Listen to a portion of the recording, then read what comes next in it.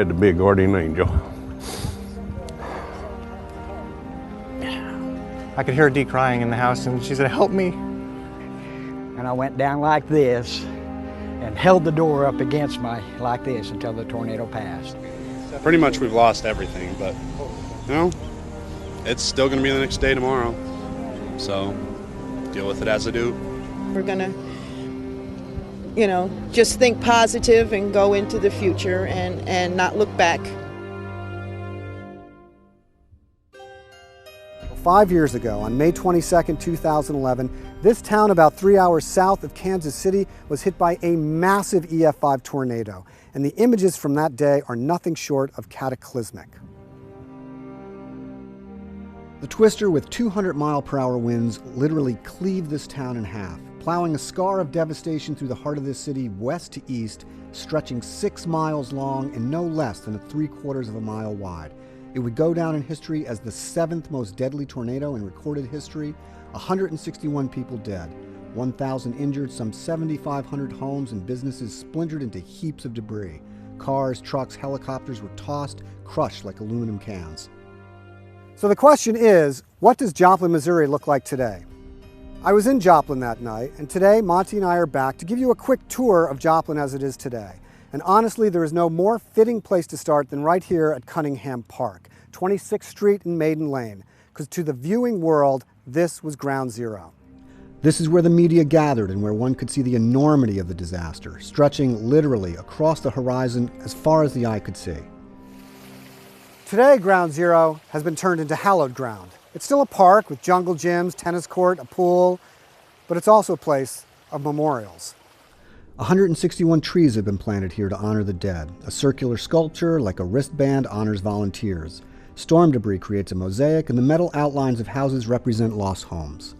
So this plaque bears the names of the 161 people killed that night, but there's also another memorial across the street. Of all the many images of Joplin, one of the most enduring had to be St. John's Hospital. These hands are from the former St. John's. Blackened and blown out by the storm, amazing heroism occurred at the hospital that night as the staff evacuated the sick, dying, and injured. St. John's is gone now.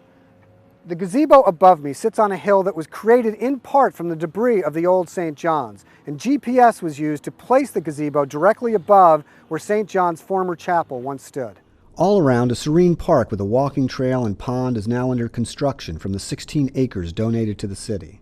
If you're wondering about other hospitals, well, Freeman Medical Center, which was untouched by the storm, already existed just a few blocks away. To find St. John's replacement, we're going to head south. And you get here, to Mercy Hospital Joplin, constructed to withstand an EF5 tornado. So here inside of Mercy's Chapel, you will find the Stations of the Cross of the former St. John's. The walls, marble, are from St. John's, and outside, embedded in the floor, are fragments of the stained glass from the old hospital. Frankly, if one drives the path of the tornado from west to east, new construction is mostly what one sees. So this, for example, is Winfield Avenue. And when the tornado touched down on Sunday evening, it landed just to the west of here and roared this way. And pretty much everything you see, as far as the eye can see, was destroyed. Now, as you also see, much of it has been rebuilt. That's Joplin. New homes everywhere, also some construction, and also in a few places, people who never returned. Empty lots. From here, we'll drive east through the tornado's path, and what you see is much of the same. Empty lots are scattered everywhere, but mostly you see new homes and apartments, new businesses, new churches.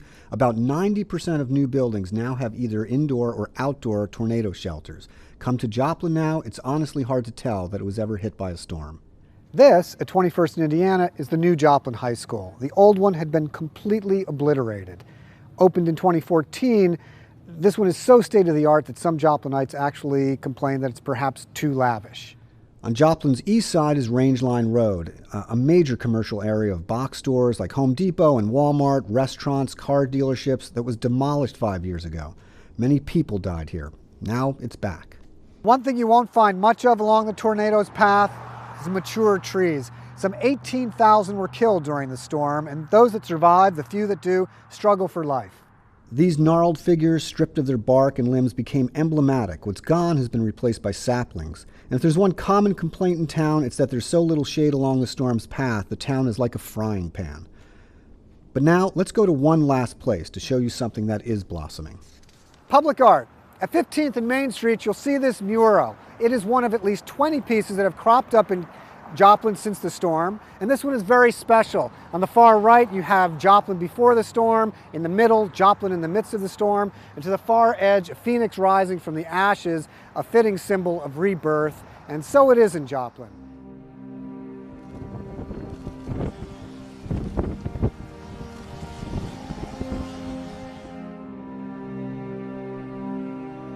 For the Kansas City Star, I'm Eric Adler, reporter, and this is Monty Davis, video journalist. Thank you for joining us.